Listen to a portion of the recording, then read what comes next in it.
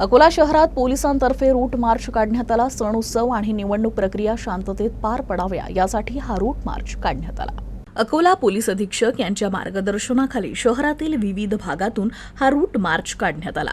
अकोला पोलिसांच्या मदतीला केरला पोलिसांची एक तुकडी, आरपीएफची एक कंपनी, एसआरपीएफची एक कंपनी, सीआयएसएफ 092 कंपन्या बंदोबस्ताकरिता प्राप्त झाल्या आहे।